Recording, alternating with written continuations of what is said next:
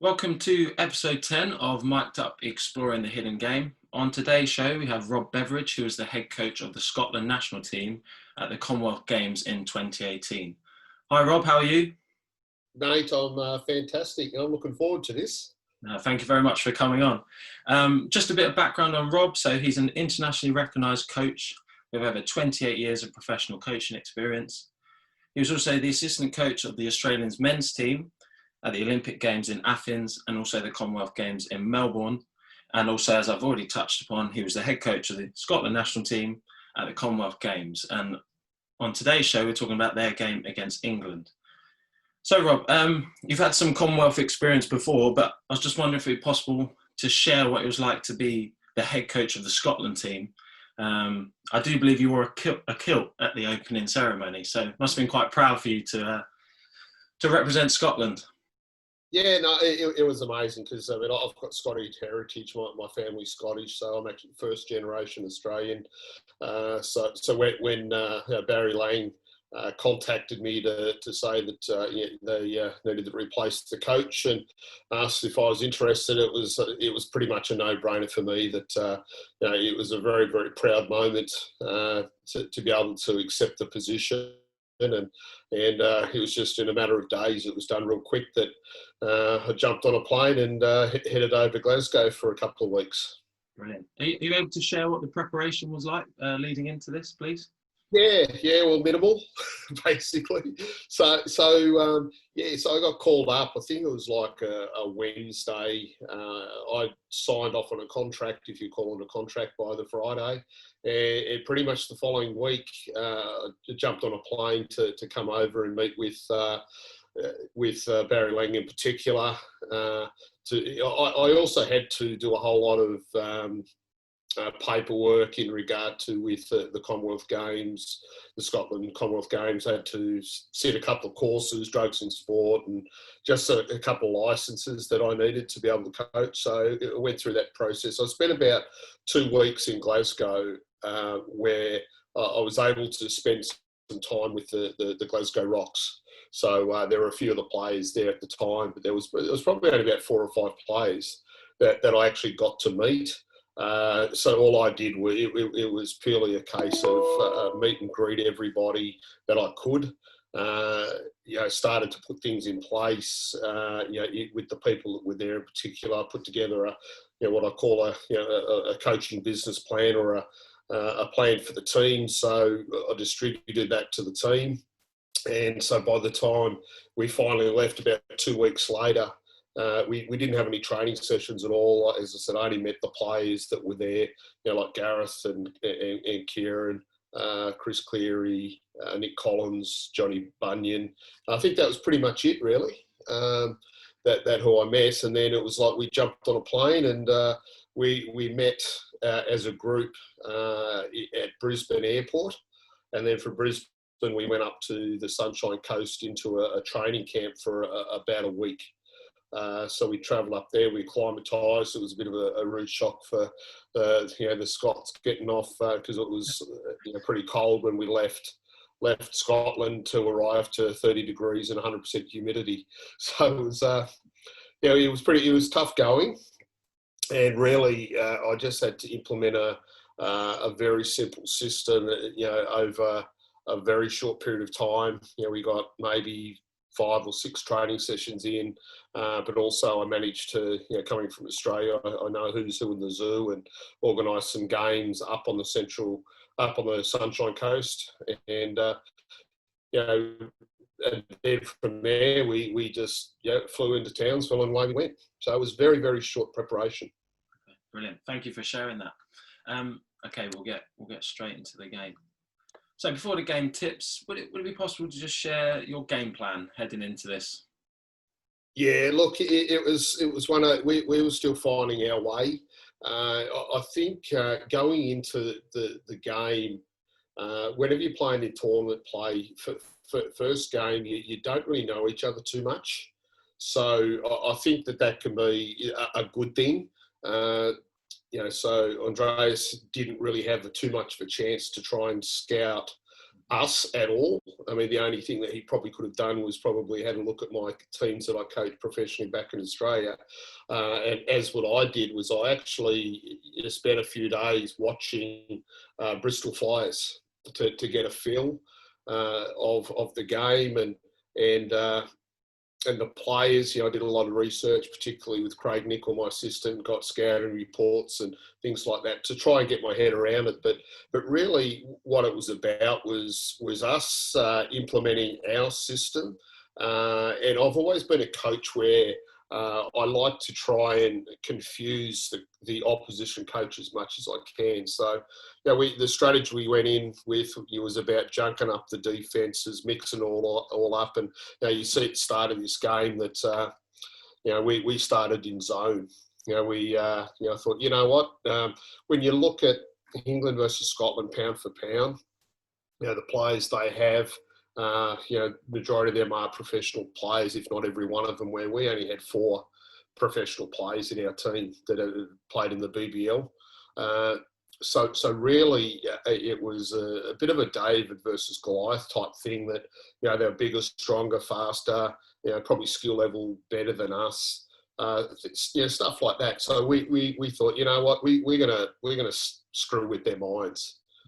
Mix up with what we do. So you see at the start of this game that we start off in a zone, and it was part of our strategy that I thought that would probably shock England, expecting us to come out and play man to man and stuff like that. But the whole game was all about junking up defensively, switching, trying to confuse the players as much as I possibly could. Okay. Thank you. What was the objective of the zone? What did you want to see from the guys? Yeah, look, again, when you look at the groups, they were physically bigger than us. So it's funny that all the teams that I generally coach are an up-tempo team. Like I press full court. We're trying to get 80 to 100 shots a game. But when I looked at our team, we didn't have the team that had the scoring ability. We didn't have the athleticism of probably all the teams there. We're probably the most non-athletic team at the Commonwealth Games. So it was purely about slowing the game down.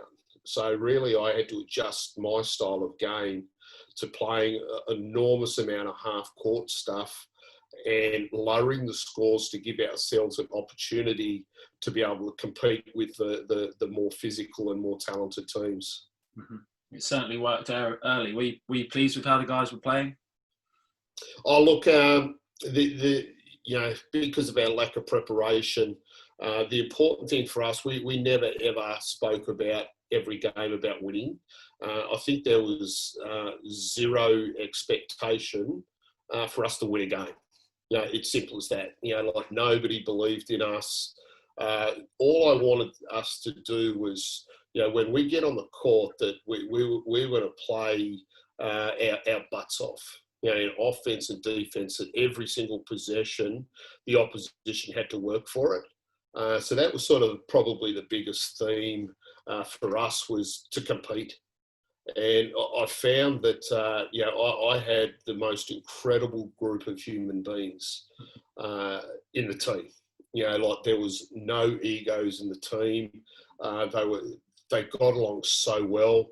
We had a lot of fun. Like it's one of those things, hey, we're going to go over to Australia. We're under-prepped here, but we're going to be smart. We had a game plan, and we had to get everybody to buy into the style that we were going to play. And I think that when we played the 3 games against some Australian teams that were pretty good, they're actually pretty good teams, we actually beat them. And it gave us a little bit of, confidence going in there. And probably the big thing, one of the best things for us, that we actually played England in game 1. Because we caught them.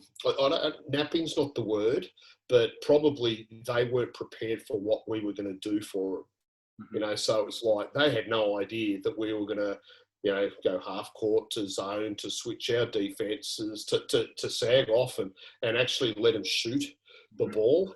I looked at it, I thought their strength is their athleticism. I didn't believe their strengths was their shooters. I mean, obviously they had some good shooters there, with Fosby and Joseph, Walker. Yeah, they had some guys who could shoot the ball okay, but I just didn't think that they were a very good shooting team. Hence why, we played a lot more zone than probably I've ever done in my entire life. Well, the plan worked because they shot 17% from three. So yeah, paid off. Did you feel the rivalry between the two teams? Unbelievable. And so that's the thing that I understand is coming from a Scottish family. My father, grew up in Glasgow. He was in a mining town. It was a very, very tough life, and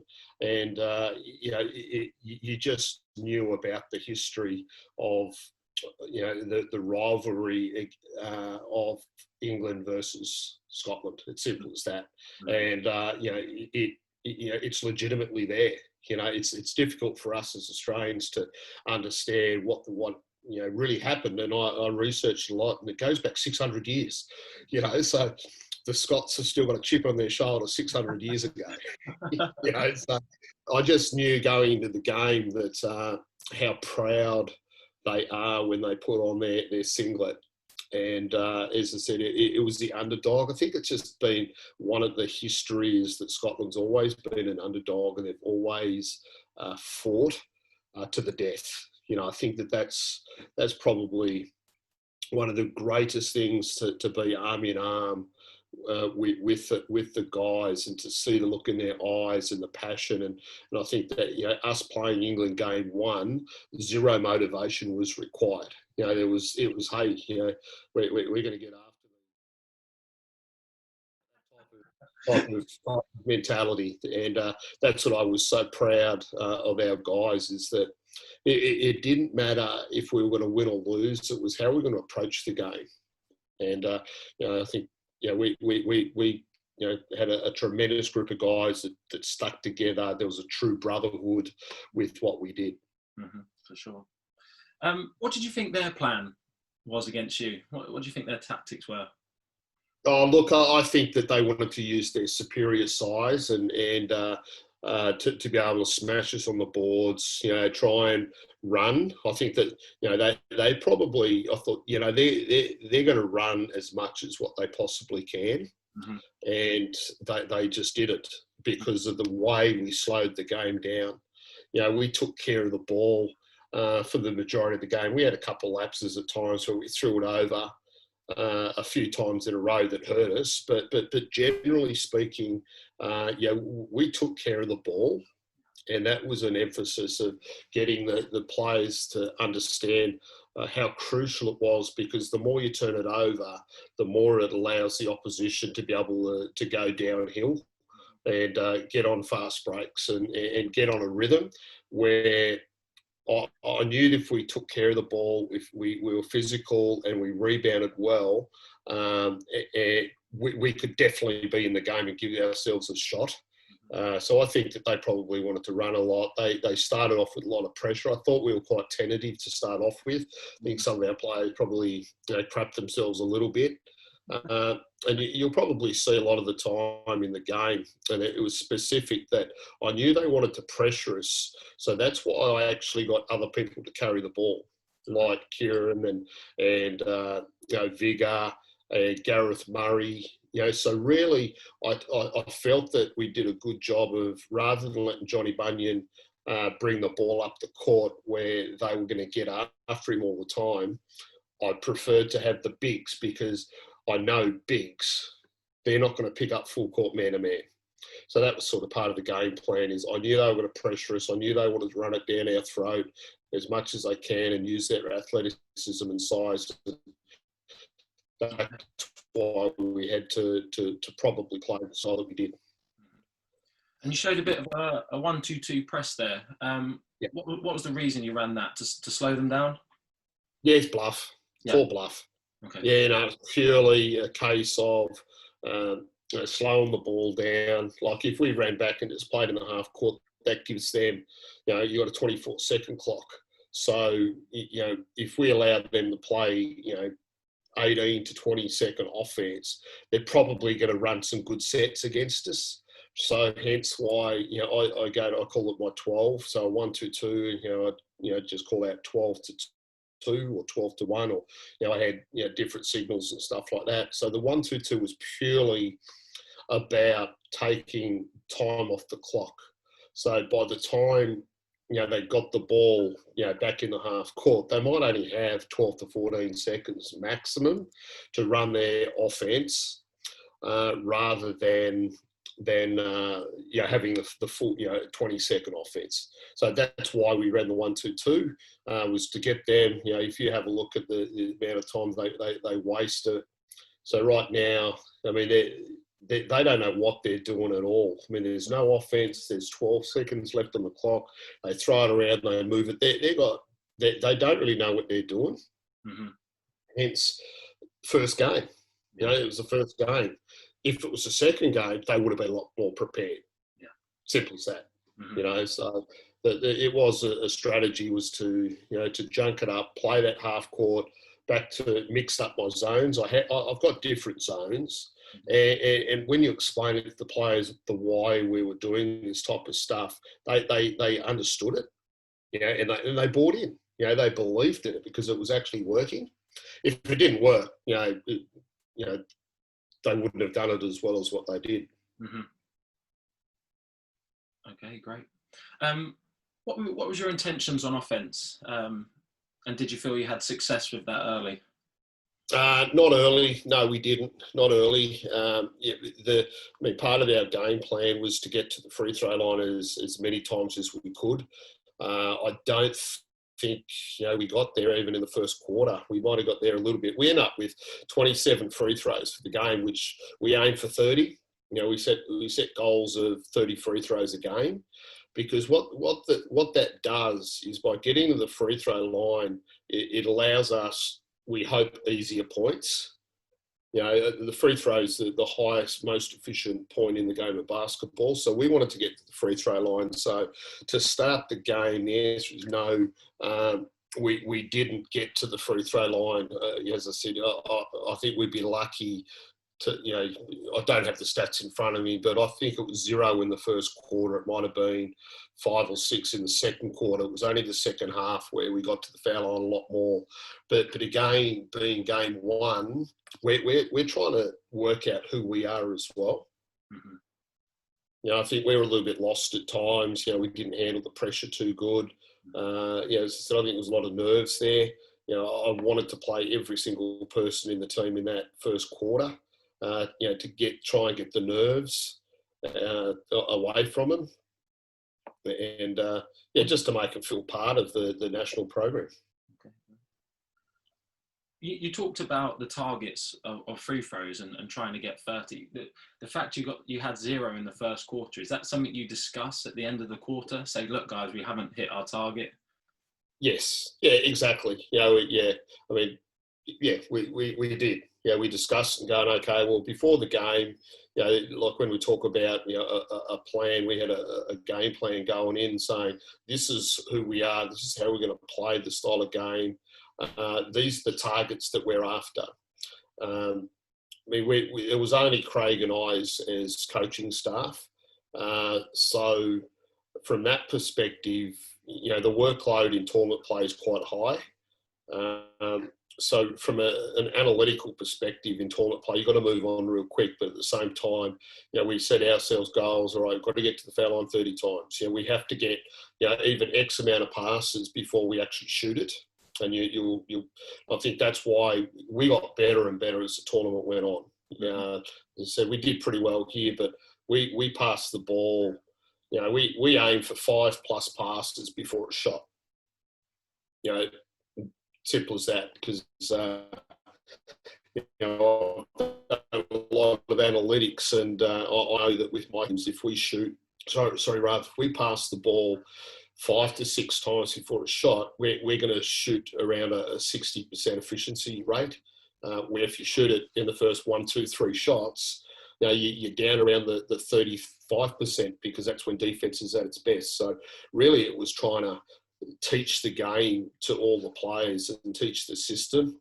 So it's about moving the ball, getting to the foul line, because when you move the ball, that defenses generally break down, and that gives us the open shots.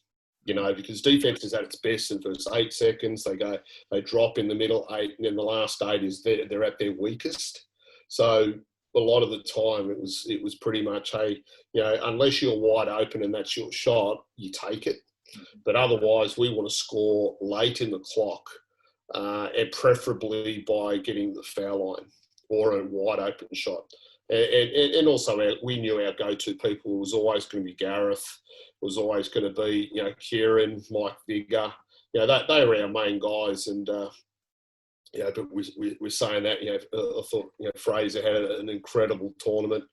Ali Fraser and Fraser as well, Malcolm. So that, everybody did step up and play their role and they had a lot more confidence as they went on. Yeah, thank you. Early on, you had a lot of offensive boards. The stack just came up with you got 6-1 on second chance points. Did you want your guys crashing the boards early? Yeah. Again, that was part of our philosophy, was to win the possession game. So to win the possession game, what I mean by that is we want to get more shots than the opposition. It's simple as that. So when you're playing more talented teams, if I can get an extra 10, 15 shots, it's going to give us an opportunity to get a lot more or more chances of scoring. So again, we taught the players going, you know what, we're not a great shooting team, at all. I mean, that's the realism of it. So particularly what I taught the players was when the shot goes up from the perimeter, if it's going to be, like I think we shot in the 36 for the game, which is pretty good. I think we shot the ball quite well. But if 36% of the time from the 3-point shot, that means 60+% of the time you're going to miss. So I tried to teach the players, particularly the bigs, when the shot goes up, most likely it's going to miss a get on the glass. Let's get a second effort here. Let's get that extra possession. So there was a massive emphasis, again, when we're talking about stats, was that we wanted to get as many offensive rebounds as we can. I think it might be around 12 a game. So you break it down. Yeah, 50 offensive rebounds. It's only 3/4. So if you think about, hey, we got to get us, get on the glass here. And I thought we did a hell of a job of doing that. Mm-hmm. So end of quarter one just went past. You're down by 2. What's your end of quarter thoughts and what's your discussions with the guys? Yeah, look, I thought it was pretty ugly. I thought the players were nervous. It was. I think both teams. It was quite crappy. But we're saying that I was really happy because I knew we're in the game. Yeah. Like we came out straight away. Like I don't think anybody in their life would have thought we were going to come out in our zone. Like it's very rare that a lot of teams do that, and I think that shocked the system there. And the players, as I said, they bought into what we were trying to do. And hey, we're in the game here. There was an expectation that England were going to kick our ass. It's simple as that. I don't think there was a whole lot of respect for us.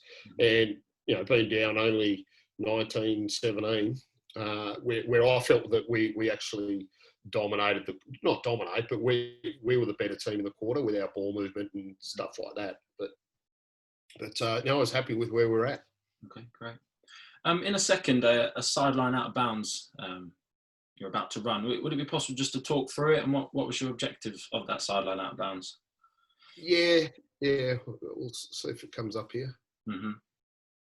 They hard hedged a lot, didn't they, on the screens? Yeah, they did, and that's one of these things we got to, we drilled. Okay, what do we do against the hard show? What do we do against here? Okay, so this play is a quick hitter for our shooter. So if you want to rewind it. So sorry, carry on. Sorry, Rob. Yeah, so yeah, that's just a special hitter that I like to isolate. I always try and isolate bigs when it's a side out of bounds or any out of bounds, because I just find that bigs are your weakest link when it comes to pressure defence. So what we did with this play is we throw it to the opposite big. So he steps out. So the opposite big steps out, and the guy who throws the ball in just pretty much just sets a screen for, in this situation, it was for Kieran for the three. This is a box set that we do, like a stagger type of play. So it's a box set where we get open into a double stagger series when it's a baseline out of bounds. So we've got a couple of tweaks to what it is. If I've got mismatches, I can isolate some people and stuff like that. But pretty much it was about, again, moving the ball, play to your strength. So if you're coming off to shoot it. If you come off to curl it, get on the rim. And you have a fantastic start to this quarter. You go on an 8-1 run. What do you think changed? Why do you think you guys were playing so well? I felt their defence probably dropped off a little bit. I think they came out with a little bit more huff and puff and getting in the lanes and stuff like that. And we didn't really get open well enough. But I just felt they settled down. I just felt, okay, everybody's been in the game. We've got rid of the nerves. And I think that we're ready to execute now. Mm-hmm. And we define our roles as well about know what your strength is. Who are the main shooters? Who are the main rebounders? Be a screener. Like do all the little things. And I think that's what we really did. Particularly defensively, we were committed to making it as difficult as we possibly can. And I just think we settled pretty well in that second quarter. Fantastic, thank you. You talked earlier about the importance of getting 5+ passes before a shot. A couple of times you guys were in end of shot clock scenarios. Do you really try and encourage the guys to stay in the offense, or if at times you get your 2 best players in a pick and roll, how do you deal with the end of shot clock and also the end of quarter clock management? Yeah, it's again, we knew that we had to get the ball into Gareth. He was our main scorer. We knew that, and everybody knew that. So there was an expectation with him that he could make a selfish play, if you want to call it selfish, because there's a good chance that he can make good plays. And again, it was a situation of where are you? Like that last one with Johnny Bunyan. Well, Johnny he recognised the clock. It was late. Gareth's not there, so he's a penetrator. So he got head down, bum up, tried to get there. In hindsight, he should have dished it, but that's okay. He made a decision. That was one of his strengths. So that's what we did. Okay. Just touching on how the side was put together, did you have much say of the recruitment of the side, or was it given to you? No, the team was picked. The team was already picked, so I had no say at all. That Garboletto was moved on, and the team was already picked. So it was what it was what it was. Mm-hmm. Oh, fantastic. A couple of times you fed the post, so you had Fraser and Achara in the post. What are you looking for the guys to do off the ball when the ball has been entered into the post? Yeah, we were a lot better in the second half of getting it into the post. I thought we were too perimeter orientated. That's why we didn't really get to the free throw line that much. But we wanted to get into low post touches as much as we can. And we had some weak side cutting rules. This game we didn't do a very good job of it. Okay. Because we just so we're still new as a group, but as the tournament went on, we got a lot better with that. But the intention was, hey, like in this game we didn't get enough post touches, and that was another thing that we stated a lot. Hey, we got to get post touches. It's simple as that. And when it goes in post, you don't stand. We always had side cutters going, or we'd screen, and look for skip passes and stuff like that. But Ali Fraser did a hell of a job as well as the tournament went on. He really grew with confidence, and he really took it to him. And Mike Vigor is a good inside-outside player. Same with Kieran. I had to get Kieran probably a little bit more inside. He was more perimeter orientated in this game. But we needed to try and get him inside. But that takes time for us to get used to what we're after. On that, just that previous shot there, you made this signal. Would you mind just explaining what that is? Yeah, no, it's what I call our corner set. So really, basically, I'm just trying to show, hey, this is a corner, our corner set. And we got different options off it, so it might be corner all the way through. It could be corner to an on-ball screen. It could be what we call corner kickback. But it's that series. As I said, as we went on, we executed a lot better. So really, what the style of game was, I empower the players to play to their strengths. Like, we don't have enough time to do a whole lot. Just be you. Work out. Okay, we know that this person's going to be a penetrator. We know that they're going to be a shooter. So really, it was one of those things that I encouraged them and gave them confidence to just play to their natural game. Mm-hmm. I would only run a set if I had to run a set. Okay. So I played a lot of on-ball screen, a lot of two-man game. Great spacing. I really emphasised the spacing a lot, but probably that's in the offensive thing. But the defence was all about trying to junk it up and confuse teams as much as we can for them to make bad decisions. Because when when players start to make bad decisions, generally what happens is the coach gets a bit shitty with the player.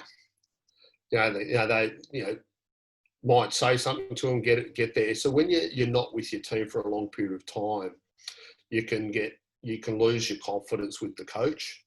So it was very, very mindful that if a player made a mistake, I really wouldn't get on them. It'd be bad luck, good try, move on. Where other coaches would jump all over their players. And as I said, when you've got limited preparation, you may not have a real great relationship with that person. So that's where the human instincts take over. Mm-hmm. So again, I'm trying to mentally get after people rather than beat them with X's and O's and stuff like that. Okay, great. A couple of possessions ago, England called a timeout, and within that timeout, the whole timeout was pretty much on your 1-2-2. Now, it was quite obvious they were having problems with it. If they've called a timeout and you've presumed that they've called it to break your 1-2-2, are you tempted to change your defence? Yeah, okay. But you stayed with it, which was interesting, and got another stop. So do you consider changing it? Yeah, so what we did there, coming out of that timeout, I think I told our players to get a little bit more aggressive on it, because previously we were, playing, more of a bluff about taking the shot off, the time off the shot clock. But I think we might have been a little bit more aggressive, saying, hey, let's trap it. Let's just go for trap here. But yeah, I do like to change it. Like, I thought to myself, maybe, let's go to man, or let's change our zone, or, whatever else. Because sometimes, the opposition coach is calling something because he's got to make a correction. Yeah. So here, we started to be a little bit more aggressive with what we were doing. Okay. And you'll live with that 3? You're happy with that 3? Yeah, absolutely. Yeah. It's one of those things that, yeah. Okay. How do you try and be on the sidelines as a coach? Do you try to be energetic? Do you try to remain quite calm? Or are you even conscious of it? Yeah, very conscious. I mean, I've been doing this a very long time now. I've been 28 years now, and particularly a lot of international stuff. And I keep everything level-headed, whether we win or lose. There's just no, to me, you don't want to ride the highs and lows. You don't want to get caught up in it. And I think if you can show that you're level-headed and in control, it helps with your team. So if you're an emotional coach, you'll have an emotional team. So I'm always trying to keep our players quite focused in what they're doing. Okay. So I can't lose focus. Okay. In a second, you pull that timeout, and you make pretty much the majority of your timeout is discussing an emphasis on a shallow cut. Could you explain why that was such a big point for you to make? Yeah, because we had counters for it, and as we got on, we executed it very, very well. So we run what we call a dribble entry in a shallow cut to a midline ball screen. We did a lot of that. So we just, our cuts were soft. So when we run it, it was soft, and because they were trying to play quite physical against us and get in the lanes and use their athleticism and stuff like that. So, right now they're up the court, they're getting after it. So, for example, I've thrown it back to Vigor here because, he's not going to play that full court pressure. He's not used to doing that, So it's the same now when I'm in the half court, when we run this shallow, like, Kyle there, he made it a harder cut.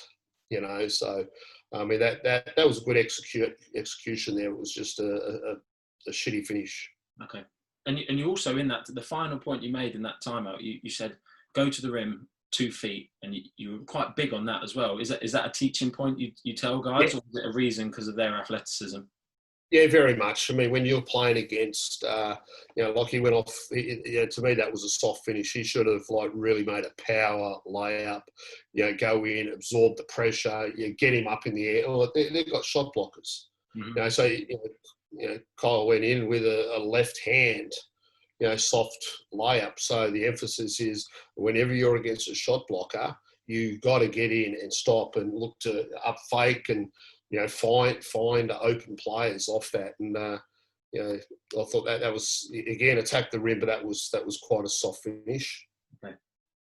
And at this point, momentum's with England a little bit. They've gone on a bit of a run. You're struggling to score. As a coach, how do you feel you can help the team get through this slump? Is it timeout, subs, play calls? What do you try and do? No, it was like one of those things about trying to emphasise, hey, we got to be more aggressive by getting at the rim and getting to the foul line. Okay. You look at that, it was just a shithouse call. Fair enough. And you've already touched on this man a little bit earlier, but could you just share the impact of Craig Nicol? What was it like working with him?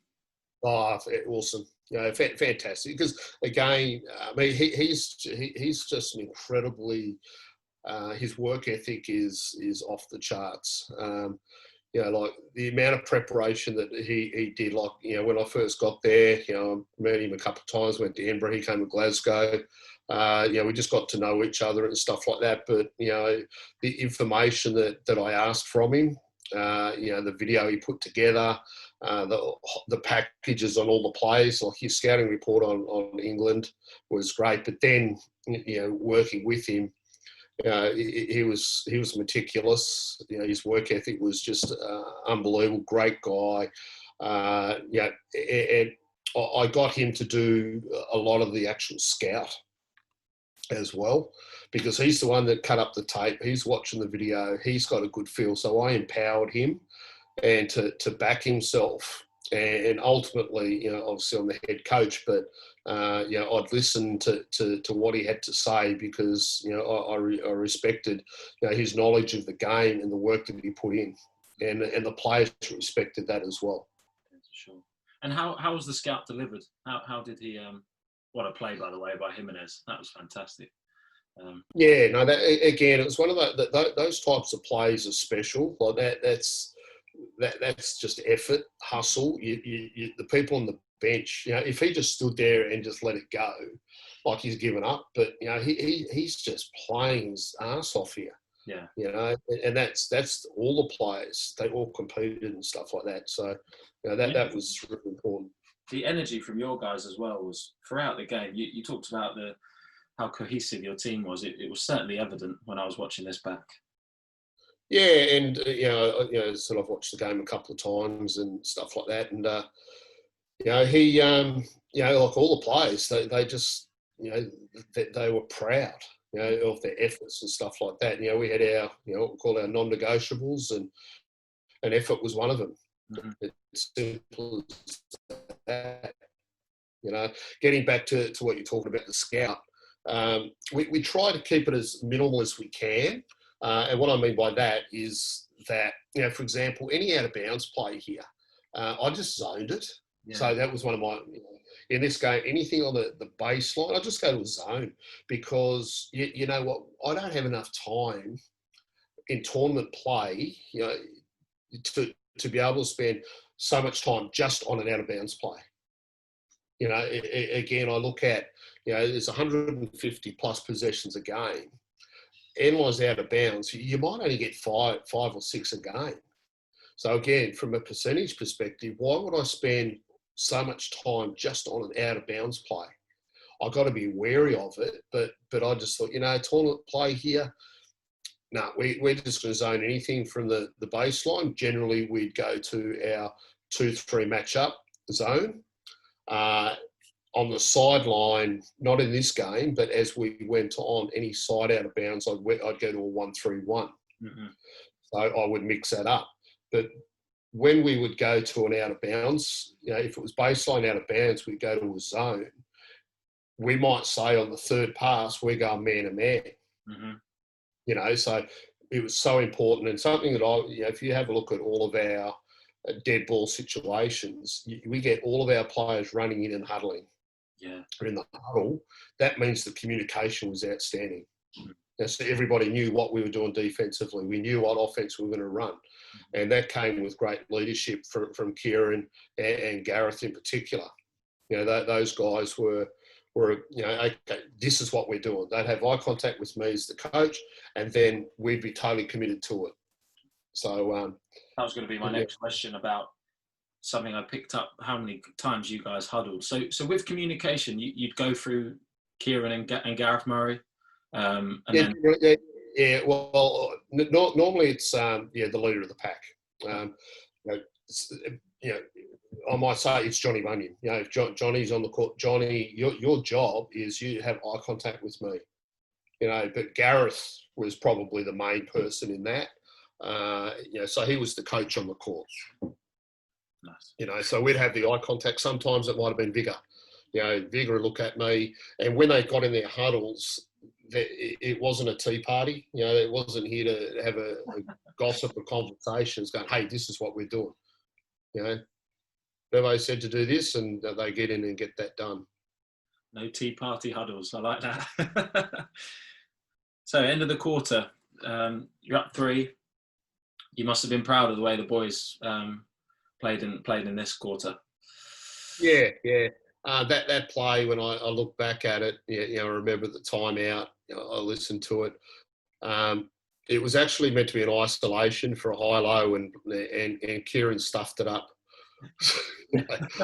Yeah, so he cut to the wrong spot. Okay.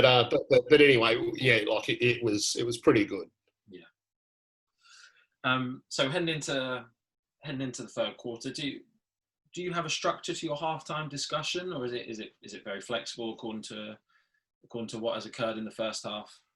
Just reinforce, you know, probably more of the positives. You know, everything we were trying to do was, you know, stay up. Mm-hmm. You know, and you know we're in it. You know, we got them worried. You know, we were talking about they're totally rattled. Mm-hmm. You know, they expected to come out and win by 20. I mean, there was a fair bit of trash talking going on before the game. Okay. You know, there's some Twitter crap going on and stuff like that.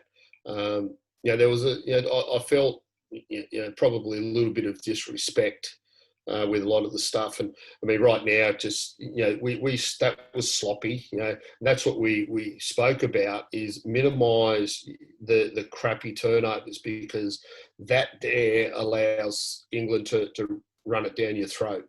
Mm-hmm. And so we did a pretty good job of that. Mm-hmm. Okay. And did you consider any changes for the second half, or the opening few minutes? No, not at all. Not at all. It's just saying, hey, you know, stick with what we're doing. Everything we're doing was more of the defensive emphasis. Okay. And with you talked earlier about sometimes you show a zone and switch to a man. Is there a call for that? How do you signal that to the players? Yeah, just through a hand system. Okay. So one's man, two's zone. You know, just different, you know, signals from my hand. So it's almost like you're playing, you know, baseball. It's like you've got so many different hand signals and stuff like that. And that's why it's important from a communication perspective that everybody's on the same page. There's got to be eye contact. We're always talking about, you listen with your eyes, so, when you see something's going on, they have to communicate it. So it was all to do with non-verbal communication. And are you always one to have your starters to start the second half, or if someone's had a good first half, you consider starting them? Yeah, look, again, it's one of those things where I tried to emphasise that we don't have a starting five and a second five. I've always believed that.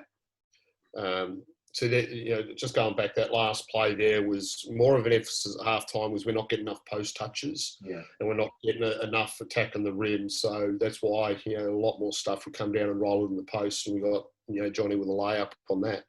Getting back to what what I was saying is, I find if you go in and think that you're a starter, or if you think that you're only a bench player, I find it creates segregation. It creates a thought process that I'm actually better than you. And sometimes you don't want that type of mentality, because in a game, in a training environment, you're going to have 10 to 15 at every one of your sessions. You can't do it with 5 people, So I always emphasise the team is 10, 12, 14, 16 people. It's the staff, it's everybody. We've got roles and responsibilities. So if you happen to start, it's not because you're better than somebody, it's because that's your role.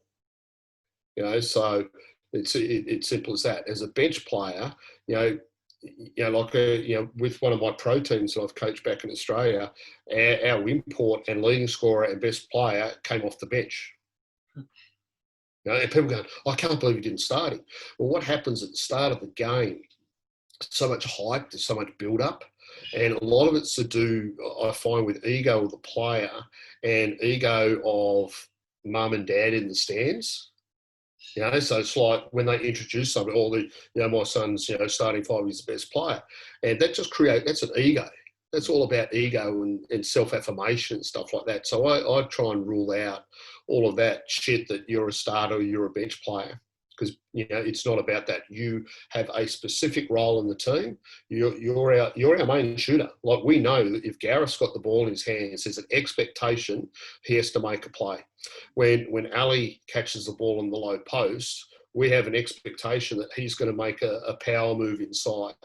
When the shot goes up, Mike Vigor, I've got an expectation, or Kieran, you get on the damn glass. Like Nick Collins, Chris Cleary, all those guys, they've got a role out there. They've got a job to do. And I think that really is important for us when we're building a team, is that we all have specific strengths, and let's play to our strength. Okay, great.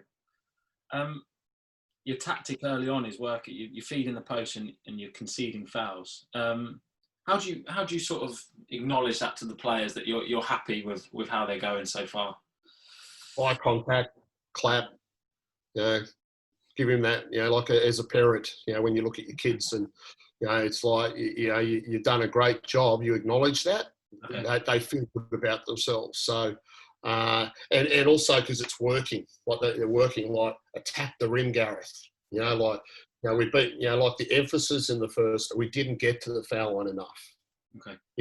As I said, I don't know the exact stats, but, maybe 5 times in the first half. Mm-hmm. And then it was about, okay, Gareth, get on the rim, and we get to the foul line. By getting the foul line allows us to now change our defences. So we could be in man-to-man. We could be in our half-court trap back to the zone. It could be a 1-3-1. Something that I didn't do in this game was, and I did in some other games, we did a whole lot of face guarding. So this game, we didn't want to increase the tempo. We wanted to decrease it. So that's why we played so much half-court semi-trapping. Like, a lot of this, it's all about taking time off the clock. Mm-hmm. So they're like, no, we're not trapping. Mm-hmm. They don't know what they're doing. They're in no offense whatsoever. Mm-hmm. we had a little bit of a breakdown, but we come up with the loose ball, and away we go. We've got the tempo again, and With you know, with your target of free throw percentage attempts, do you also look at of the makes? So for the game, you shot 17 or 27, 63%. yeah, Do you that's make not the good guys enough. aware of that and then practice as a Yeah, result? Or yeah, and discuss the importance of why we why we have to do that. So the answer is yes. So we aim for 30. If we get there, fantastic. 27 was pretty good, but 17 wasn't good enough, and that's what we try to say to the players. It's like we did a hell of a job there, but instead of winning by 13, we should have won by 20. mm-hmm. It's simple as that. And at the same time, we have to minimise the amount of fouling that we do, so they don't go to the foul line. So stuff like that. Would it be possible just to talk through this next offense? Are you happy with it? How the guys are looking after this incident, of course? Jackman got a bit tense here. That was 2 quick fouls. Yeah, and again, that creates anxiety for him. Mm-hmm. It puts pressure on the coach. Do I take him out? Do I leave him on? All of those types of things. Apologies on the free throw line. What I was going to ask you, sorry, is only 2 of your players played 30 minutes. Are you quite keen on the management of minutes, and if so, how do you rotate as a result? Yeah, very, very much so.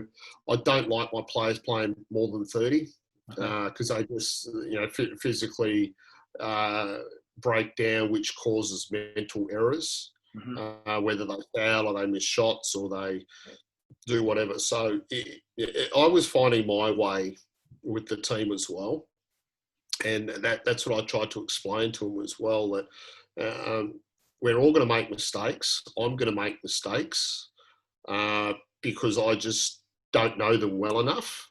So I was working. So I think it's really good if you can be upfront and honest with people, going, hey, I'm going to screw up as much as what you are. You don't intentionally miss a shot or to turn the ball over or whatever else. So we just got to, stay level-headed and stuff like that. Mm-hmm. And in a second as well, you make a big point about encouraging the guys to back cut and get to the rim. Is that leading into the tactic of free throws again? Yeah, again, just as pressure releases. Okay. Yeah, we did okay. Like as I said, as we got on, we were a lot better at it. With all our back cuts and stuff like that. And because what happens as soon as you can make 1 or 2 back cut plays, it actually stops them getting in the lanes as much. It makes them second guess themselves. Okay. And just while we've got the opportunity, you've talked about these 2 players quite a lot already, and rightly so. Can you just share the impact of Gareth Murray and Kieran Achara? What was it like to work with them 2? Oh, they're just like they'll be friends for life. They're just great people. So when I went over to Glasgow to start off with, it was, we didn't train at all because obviously they're playing with the Rocks. But we'd go for coffee and just talk. I think that's really important with coaches, is you've got to get to know who your players are, and they really, they were the 2 people that I had to sell the system to, if that makes sense. So I had, I put all this stuff together and I met with them. I had a folder for every single player in the team, and I gave it to them. Went through the whole lot and going, look, this is how I want to play. What do you think? And they liked it. I think they liked my thoroughness and the preparation and stuff like that. And because you're 2 senior players, they saw it. That they then drove it. It didn't have to be me.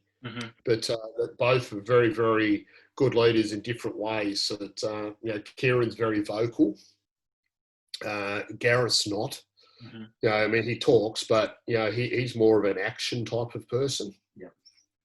So there's different types of leadership, and but those 2 collectively were just outstanding. Thank you for sharing that.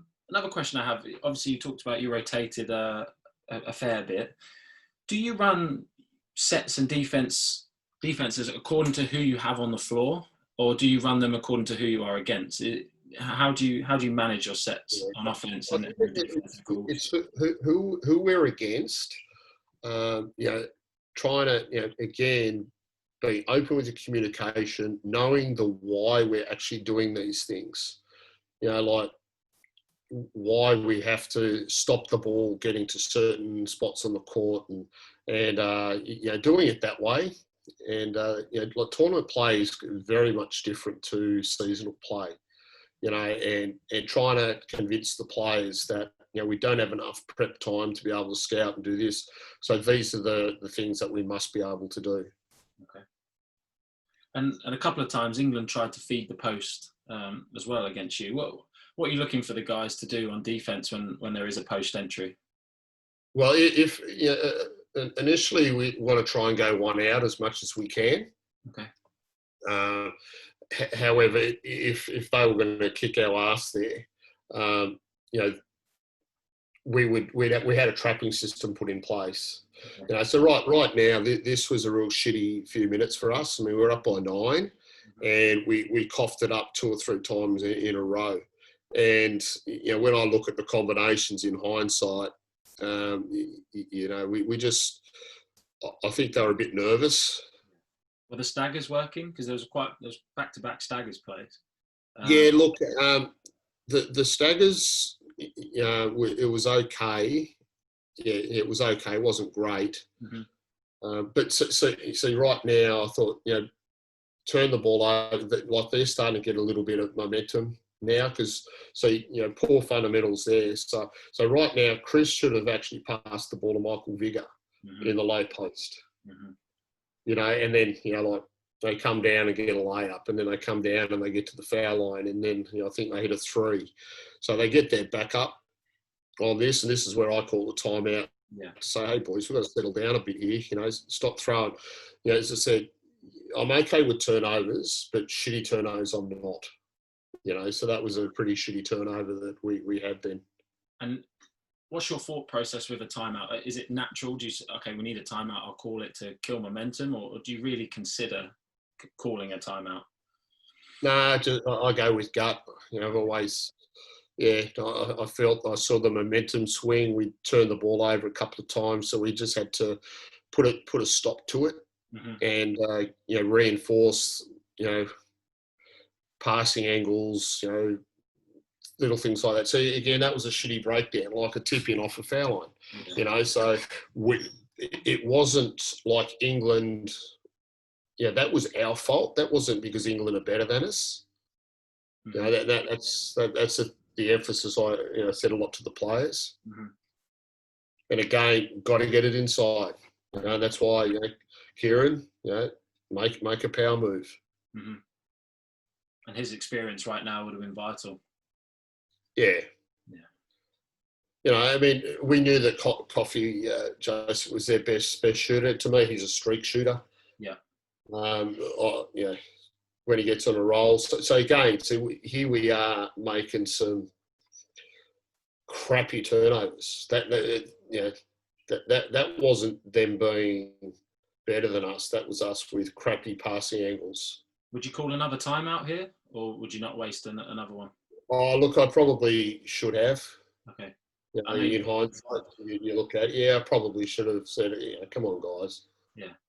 We had like 3 turnovers there that gave up crap points. And England are right back in it. Yeah, they're back in it now.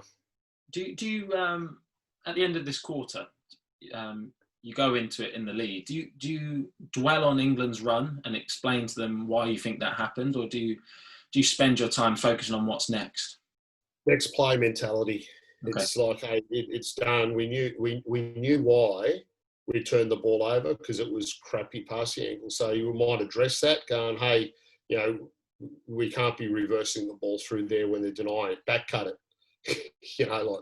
Back cut that because they're in the lanes. That was one of the emphasis there. I mean, obviously, Kieran, late clock, he's had to make a play. It was, sometimes shit happens. On those three subs you made, are you communicating with the guys that have come off as the reason why they've been subbed, or is that No, later no. days? I mean, I don't really sub people off for making mistakes. Mhm. I sort of look at it. The reason you made a mistake was because you're probably fatigued. So a lot of the time, I'll make a substitution because I feel that you know physically I can see that you're about to make a mistake, that you're going to stand upright, you're going to reach, you're going to foul. Mhm. So I try and preventative sub, Okay. if that makes sense. So sort of read the body language and stuff like that.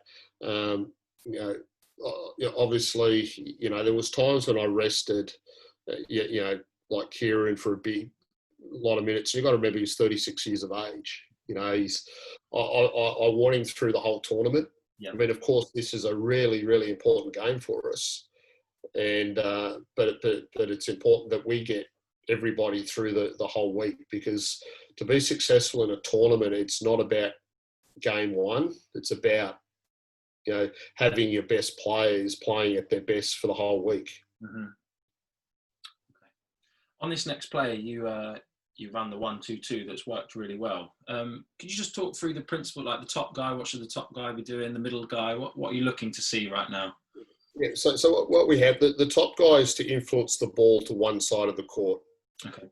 On the strong side is where we're looking at trap. So right now we have Fraser and Kyle getting after it. Mm-hmm. So we'd emphasise, hey, we're going to look to trap that. He dribbled the ball into that trapping area. So I want the top guy and the strong side second line to be trappers.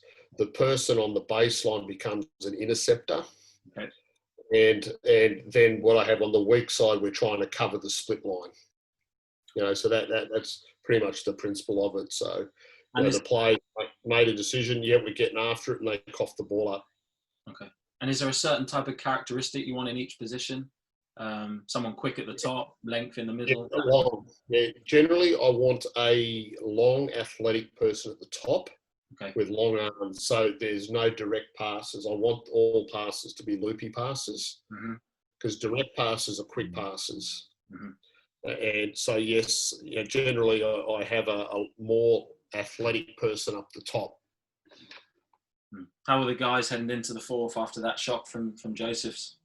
Oh, look, yeah, it was, to be honest, it was a crappy shot. If you shot it 10 times, you'd make it twice. Yeah. We accepted it. For us, the discussion was more about handling the pressure, taking care of minimising things, keep attacking the rim, let's keep getting after it. Those types of things. Okay. So this is what our players lived for. We finally got into our 1-3-1, which was a treat.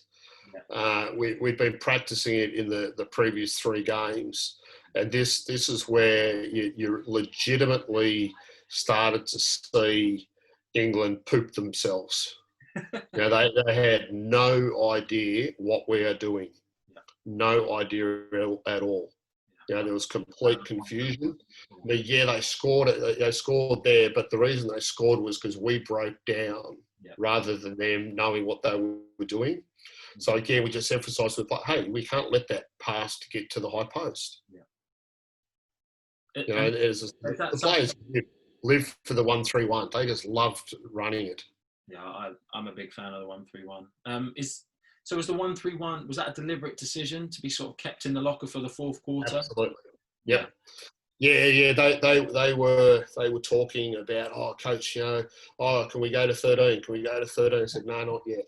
Not yet. We're not ready just yet. Just, you had some faith, and then it was like, all right, here we go now. Because I honestly felt that we, for, out of 40 minutes of the game, we dictated the tempo for, 90% of the time.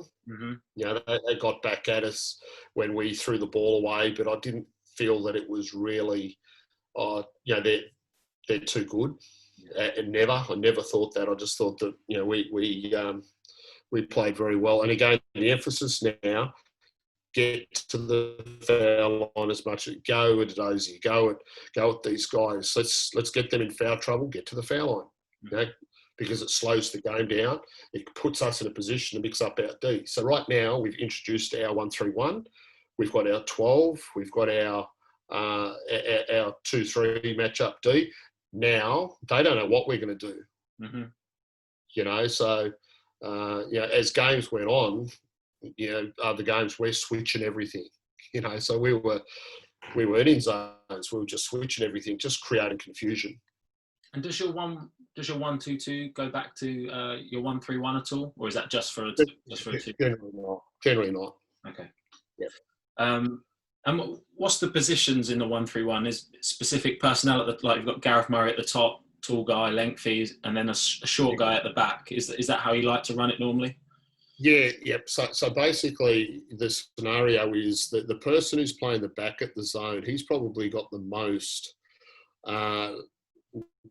movement to do. You know, he's got to cover like baseline to baseline. Okay. You know, all the way. So I want probably a shorter, quicker guy. I call that the warrior position.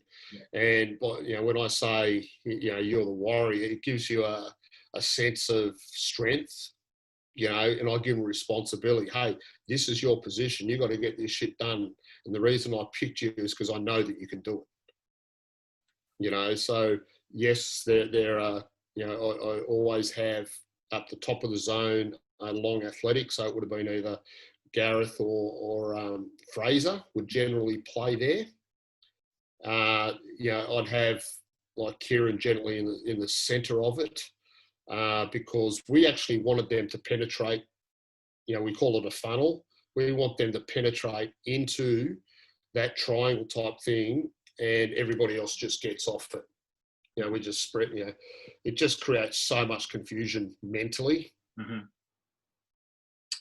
We ran a 1-3-1 for our side this year and worked like a treat for exactly the reasons you're explaining now. England now go to a 2-3. Are you looking to change your offense, or is your offense is flexible to be able to attack a 2-3 as well? Yeah. So my corner set is a man or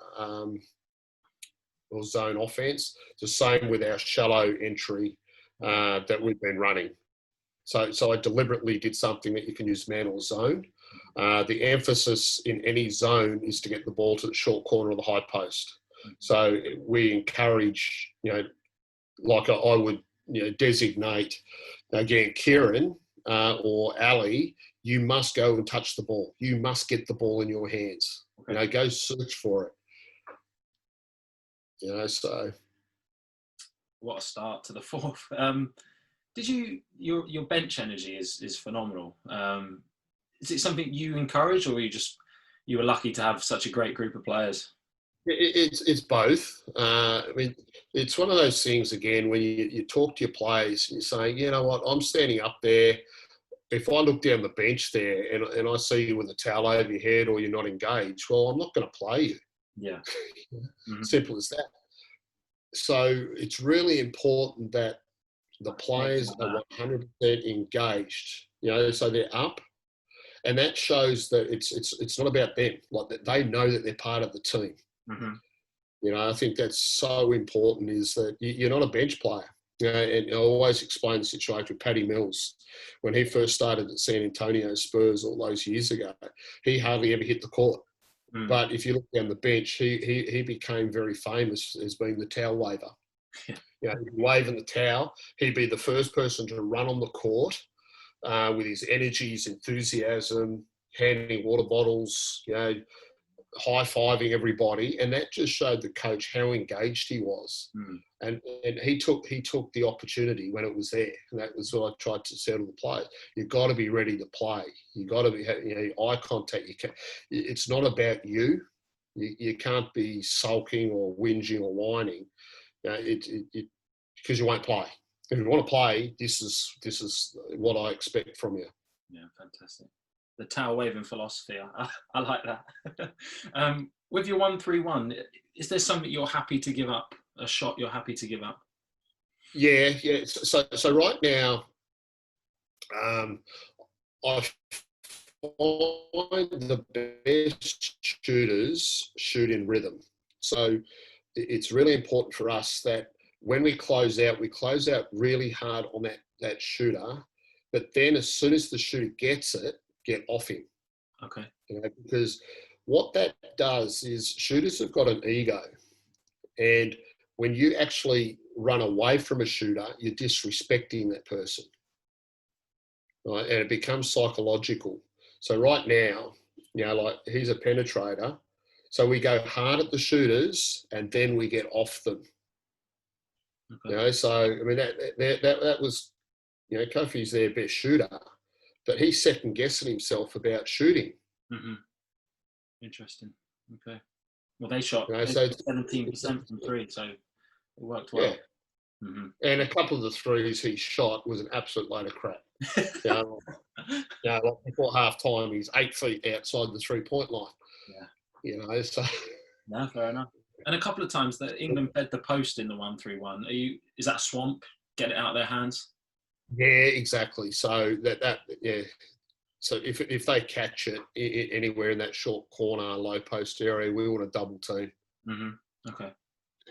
Double team it, and we got to get it out of those danger areas. Mm. Just a quick question about the personnel who's on the floor. Fraser doesn't play much in the fourth. Ali Fraser. Is there a reason for that? Are you able to share that, if possible, please? Yeah, no, just probably a stupid decision by me as a coach. Well, Vigor hit some big shots in a minute, so he did. I mean, ultimately, I mean, we sort of had our three main bigs with Kieran, Ali, and Vigor. So they were the main three, and then I'd throw Nick and Chris in there as sort of energy players and stuff like that. But I think in this situation, I think Vigor did a really good job. Hmm. And you went back that was a breakdown. That was just a breakdown. Oh, yeah. Were you not supposed to be in the 2-3 there? Because you showed a bit of 2-3 then. Yeah, so there was just a breakdown of communication. Okay. They didn't know what they were in. That's why he was wide open. Because that's Mike's got a license to do that. Mm-hmm. I had to try and encourage him to shoot the ball a lot more. Okay. So now we're in the 2-3, mm-hmm. and this is where the confusion started. Yeah. And would you say you'll run that for one possession, and if you get a stop, you'll stay in it, or is it just a one possession switch up? Yeah, generally, I think let's stay in it. Okay. Yeah, I think let's just stay in it for now. But as I said, you see that a lot of the time I've actually got the bigs.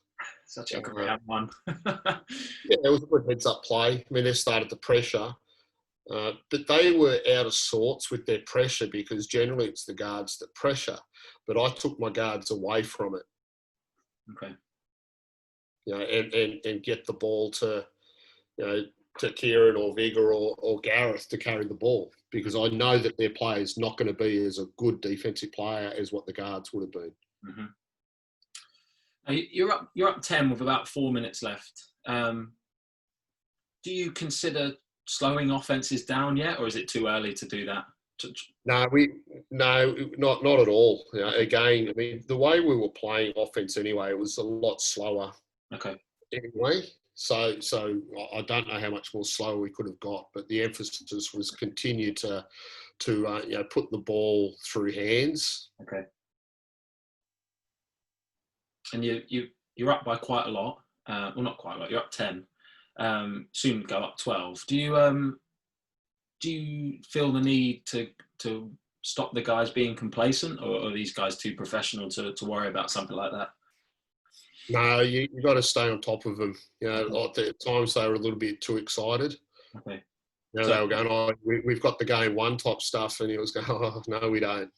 No, so how do you stop the complacency? Do you shut down comments like that?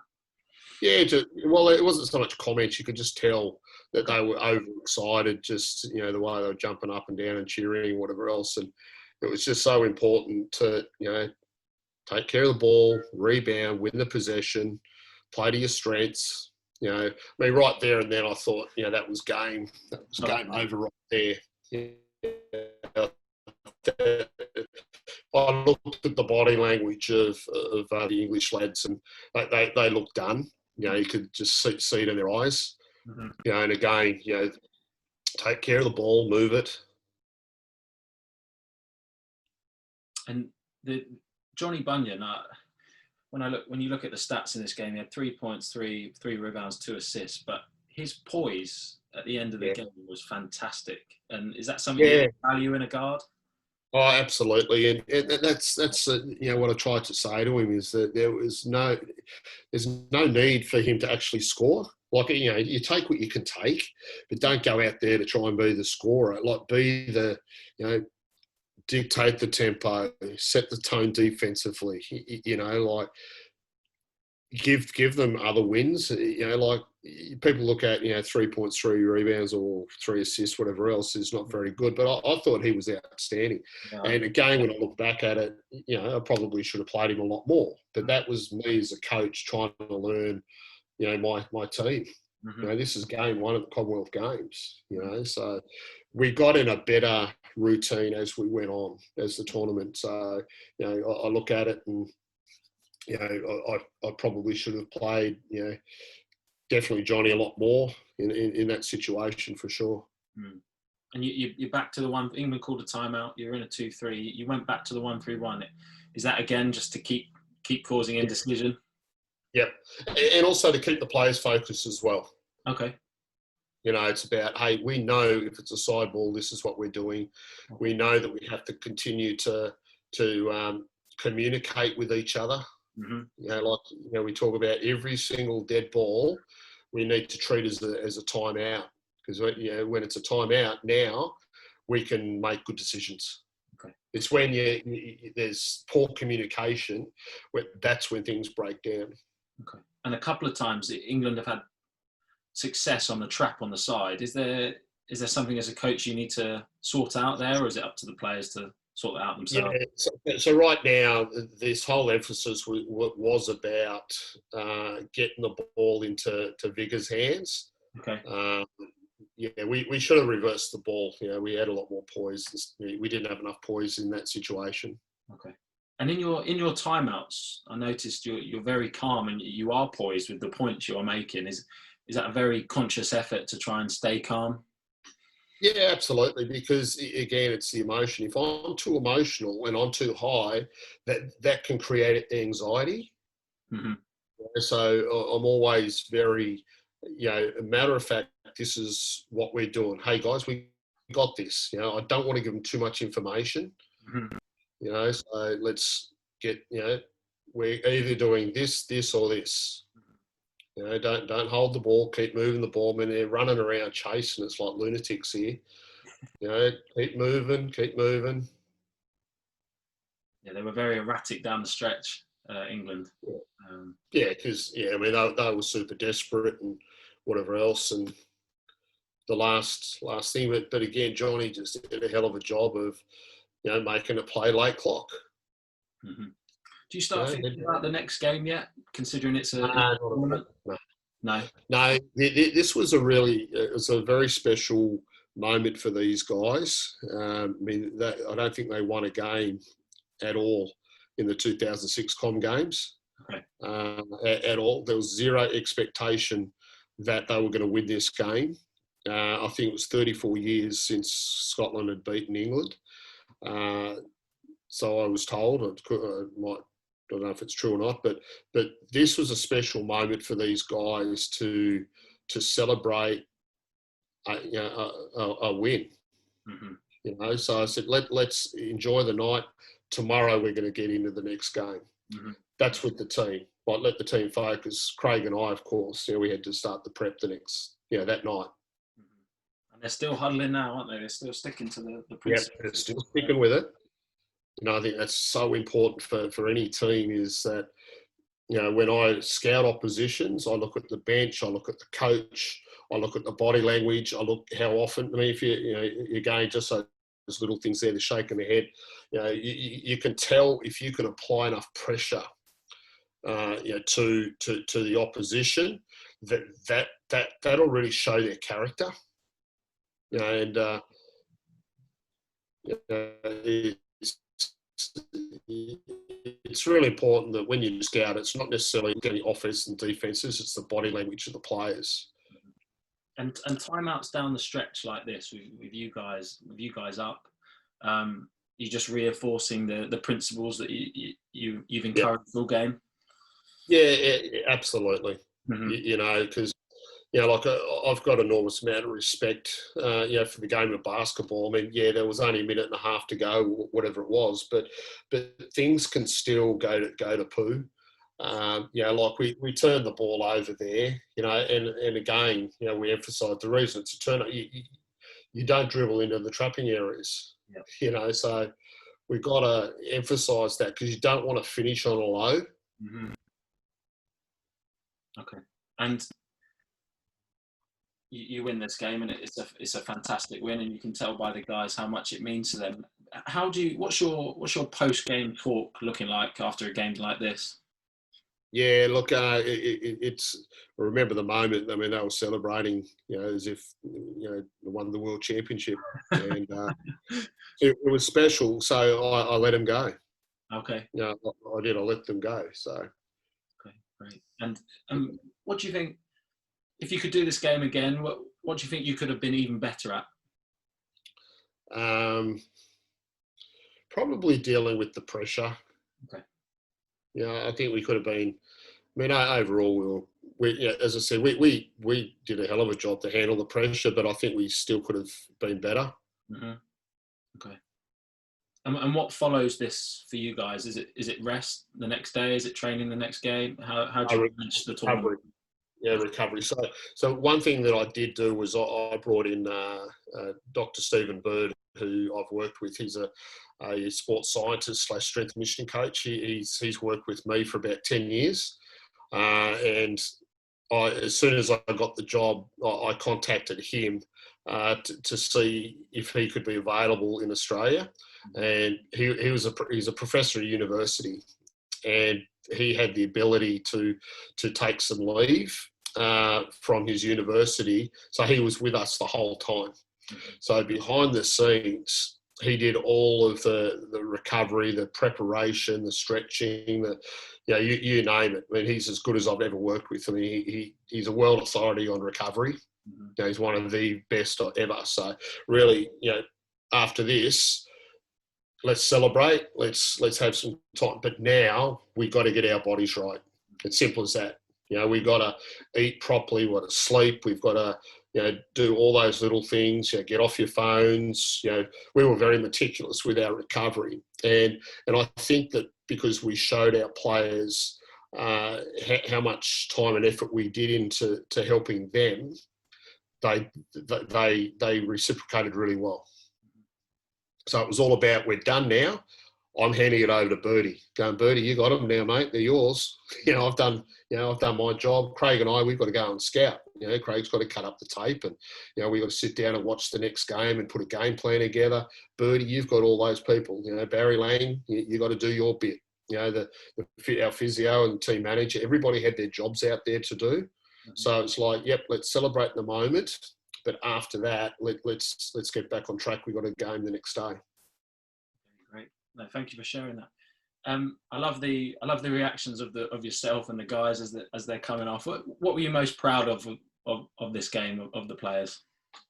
Oh, just the effort, the focus, the effort, the togetherness, the brotherhood. Like all those things that we spoke about as a group. And doing it together. That was really important. I had family there, so they came to watch. So that was good. I always acknowledge my family first and foremost, as well. But it's so special when you see how they actually care for each other and the hard work they put in. It was amazing. I saw Gareth and Kieran hugging each other because they were the engine room. My job's the head coach, and I put plans in place and stuff. And Craig, worked his ass off. But those two guys were unbelievable leaders. Okay, brilliant. Well, thank you very much, Rob. I thoroughly enjoyed talking through that game with you. some of the insight you gave on the tactics of tournament play, I really enjoyed. The emphasis on 5+ passes and the insight you gave on the efficiency rate as a result. And playing offense against the length and athleticism and what you consider was a more talented team. I've written 100 notes here, and I really appreciate your time. So thank you very much. No, I appreciate the invite, and it was special to go back through a game that made history for us. Yeah. No, thank you very much. Okay, Mike. Take care.